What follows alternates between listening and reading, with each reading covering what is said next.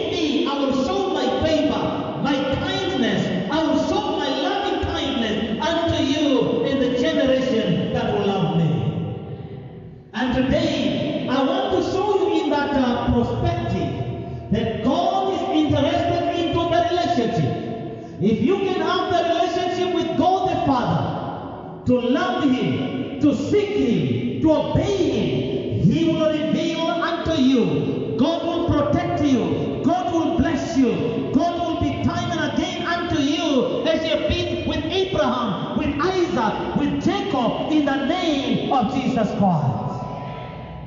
God is a God of relationship. When He says He loves people, He means it. In the book of Hebrew, chapter number 7, verse number 13, or chapter 13, verse number 7, the Bible said Jesus Christ is the same yesterday, today, and forevermore. In other words, God never changes. Jesus came to establish the relationship between mankind and God. He came to pave the way by bringing Himself to be a mediator between God and mankind, that the sin that the people have committed may be removed and people can be permitted to come unto God in their prayer, in their seeking of God, that they may become the people of the living God. It is a relationship. In that relationship, God will never change. He remains the same God. In a relationship, God says, if you love me, I will love you. If you love me, I will show you my love. I will show you my kindness. I will protect you. I will fight for you. I will preserve your nation. I will preserve you in the name of Jesus Christ. But it's a relationship that we need to have with God. Many a time, and in our generation, people are using God only on the lips, that we love God. Our heart is far from God. When you look at the thing that is going on among the people that are calling themselves they are Christian, include pastors, we are the people that are to be blamed the most. What we are doing in the body of Christ is unimaginable in our time. And this cannot make God to be a God who can able to reveal Himself unto us. The issue of coronavirus, when you look at it, the Bible says God can permit danger to come your way when we are not serving God properly, when we are not acknowledging God and He is supposed to be acknowledged. You have the power to bless. You have the power to curse. You have the power to give life. You have the power to kill.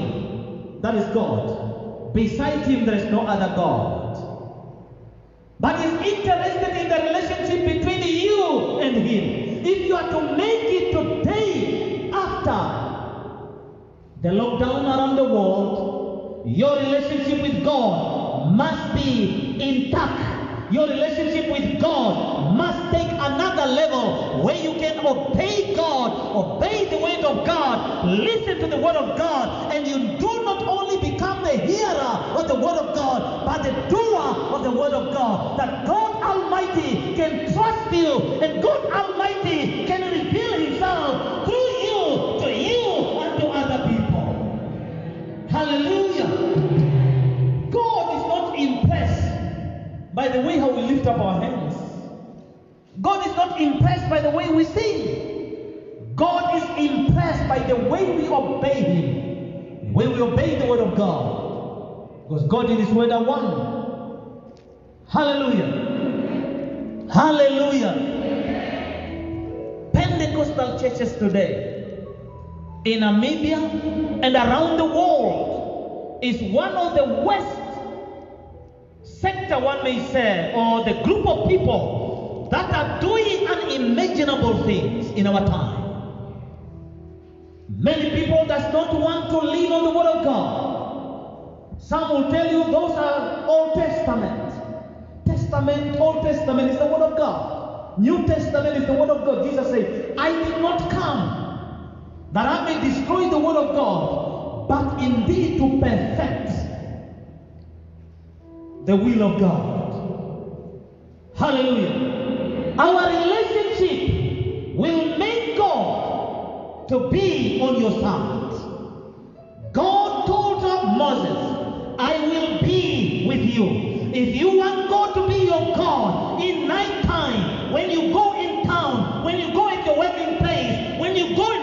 family. Let God be your God in your home, in your life, in your spirit, in your soul, in your body, by obeying the word of God. Then God will show himself that he's a mighty God. He told Moses, fear not, you will not be alone. And it's my prayer today, may God be God in your life. May God protect you as you leave your home to go at your working place, as you leave your home to go in your city, as you leave your home to go to your community, in the name of Jesus Christ. May God preserve you. May God protect you. That no virus will come near you, near your dwelling place, in the name of Jesus Christ. Because when God is not on your side, you are finished. It is only God who can preserve us. Your relationship with God is of paramount importance. You cannot compromise the way you are living. And God says, if you have a relationship with me, what I have done unto Abraham, what I have done unto Isaac, what I have done unto Jacob, that will I do unto you. What was the relationship between Abraham and God? The Bible said Abraham was called by God to leave his father's land, not knowing where he is going, but obeying. Because God had instructed him, he believed God, and he started to do what God had told him to do. May you become in obedience of the word of the living God. Hallelujah. Because of the obedience of Abraham, he went into Egypt. Into Egypt, the Egyptians, they thought they got somebody that they can keep in their own land. But he was on a mission, he was a missionary. And God said, this is my anointed one, touch it not. Not his wife. And when they learned about this, they wanted to compensate by paying the damage that they have done unto the name of Abraham. But Abraham said, don't give me any of your property, none of your wealth that you may give me. Otherwise you may say, it is you who have made me rich. Abraham never lacked anything because God blessed him because of his obedience. I pray today, may your obedience take you from nothing and bring you to the level of respect, a level of respect and honor in the name of Jesus Christ. Hallelujah. When you are not respected, it's like somebody who have died. Nobody gives respect to a dead somebody who have died more than 20 or 100 years. You may remember what you have done, but the respect that you could have given him when he's alive will be completely different. And I pray, Abraham was respected. May you take the honor of Abraham in your life in the name of Jesus Christ. He believed in God. He trusted in God. God placed the grace of honor upon Abraham, that anywhere he went, he was acknowledged. May you be acknowledged in the midst of the people, in the crowd. May your name be mentioned in the name of Jesus Christ. Abraham was not only given the honor, God blessed him with wealth. Are you with me? God blessed him. The Bible said the man grew great and he became very great. He was blessed with cattle, with camels, with horses, with donkeys, with silver, with gold. May you be blessed with property in the name of Jesus Christ. I said, may you be blessed with wealth. May you be blessed with material blessing, financial blessing in the name of Jesus Christ. I was watching on the news in South Africa. One farmer, the farmers, they are begging to the people in the city to bring for them food parcels. And one of them said, if you see a farmer begging for food, then you need to know the situation is beyond. Farmers are the ones that normally provide what? Food unto the people in the city by selling the food unto the people in the city. And this is the reality where we find ourselves. That when God's hand is not upon you, you can achieve nothing. You can go nowhere. Jesus himself said, I am the vine, you are the branches. Without me, you are nothing. Remain in me, I in you, that you may bear much fruit. May you remain in the word of the living God. May you remain in God Almighty. May you remain in God's word in the name of Jesus Christ. It is our remaining in God, our relationship with God, will make us to be like a tree planted by the riverside. Hallelujah. Where everybody is mumbling, complaining, where everybody is crying, you will have your confidence in Jesus Christ, the Son of the living God. Hallelujah. Your relationship with God is more important. David said, I was young, now I am old. I have never seen the righteous man be forsaken by God, neither his children begging for bread. I pray that your children shall not beg for bread in the name of Jesus Christ. May the financial blessing of God come upon you. May the God Almighty bless the work of your hand in the name of Jesus Christ. The blessing of the Lord that we need, that we may move from the level where God wants us to be. And Paul said unto the church of Philippians, after they have become so obedient unto the word of God, and Paul said, may my God supply all your need according to his riches in glory by Christ Jesus. During this time, I speak unto you the word of the living God. May the Lord supply all your needs according to your riches in God, according to his riches in glory by Christ Jesus, in the name of Jesus Christ. It is God that we need. Until we have a relationship with God, we can able to see the move of God. There was a man of God, a prophet of God in the Bible, Elijah. God told him, because you have prayed that there will be no rain for 3 years and 6 months, and you have asked this, now food became scarcity in their time. God commanded first of all the angel to bring for him food. After commanding the angel, the raven started to bring food for him.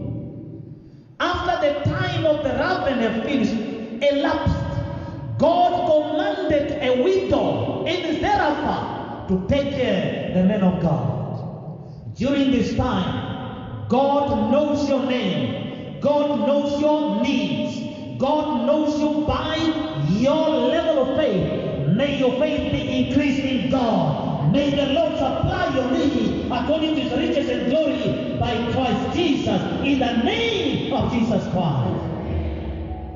The man of God left nothing. The relationship between the man of God and God was intact. Hallelujah. And he looked at the children of Israel when Moses came to them and he told them, the God of your fathers, Abraham, the God of Isaac, the God of Jacob, have sent me to take you out. As they went out, some became a bit sick. And then God made a covenant with the children of Israel. And he said this. And God made this very clear. If the children of Israel will obey me, they obey my commandment, my statutes, if they can obey my law, I will not bring the sickness that I brought upon the Egyptians, for I am the Lord their healer. May the Lord heal you from fear, from sickness, from the disease, in the name of Jesus Christ. May He heal you physically. May He heal you psychologically. May He heal you otherwise, in the name of Jesus Christ. And God said, the children of Israel, they are so full of fear because they did not know where they are going. and they have seen the wonders, they have seen the miracles, they have seen the deeds of God, yet they doubted God. And God said, tell the children of Israel, I am their God. I sent my word unto them, and they were healed from their iniquity and their destruction. May the healing anointing of God Almighty hit your body, hit your life in the name of Jesus Christ. Jesus himself is the healer. That's why God could come to Moses and say, go and tell them, I am whom I am. I am the healer, I am the savior, I am the redeemer, I am their shelter, I am their faith. He is what you think the solution to your challenges he is. But God wants your relationship to be intact. When your relationship is intact with God, God will never break his word. He said in the book of Psalms, God have exalted his own words above his own name. And the word of God is settled in heaven. Once God has spoken, doubt not, believe, trust God, put the word of God in practice, it will come to pass in the name of Jesus Christ. Hallelujah! It is a time that we need to look up unto God now. This time of Corona is to humble each and every one, that those who have been far from God may know that our life is controlled by somebody greater than ourselves.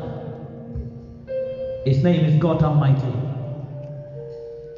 Have a relationship with him. That all these challenges that you see, God, he will protect you and preserve you for his own glory, that you may become a blessing to your own generation in the name of Jesus Christ. Now, this is the relationship that you need to aim for. It is the relationship that you need to fight for. It is the relationship that God must be God in your life. Obey, follow his instruction at all times. God will be on your side. Hallelujah. Hallelujah. He told it very clearly to Moses. He said, go. I'm going to take them out. I've seen their suffering. Lockdown that they've given us for 21 days. The first one, many people could no longer stay in their home. And we have built nice homes where we can call our homes. And it is beautiful homes. We have put things that we call, when we come, we can call this one the shelter. But each and every one was going to remain in the home. Therefore, our best shelter is God Almighty. Put your trust in him. Trust him during this time. Trust him at any time, and he will never let you down. I pray now in this point in time, may the Almighty God preserve you. May he protect you. May he bless you. May he lift you up as you obey him in the name of Jesus Christ. May the Lord Almighty, the God of Abraham, the God of Isaac, the God of Jacob, go before you and preserve you in this land and wherever you go in the name of Jesus Christ. May he cause his blessing upon you. May he cause your enemy to be subjection unto you in the name of Jesus Christ. It is the will of God that things may go well with you. It went well with God in Moses, but Moses was obedient unto God. Challenges was there, but each and every challenge was overcome because God was on his side. For you to be in this world, challenges will be there. Don't look at the challenges. I'm not also saying do not ignore the challenges, but when you see challenges, run unto God, cry unto God, pray unto God, press forward, cry unto heaven until heaven's headquarters will come to your rescue in the name of Jesus Christ. That is the relationship and the covenant we have. May God Almighty bless you today. In Jesus Christ's name. God bless you. Thank you very much.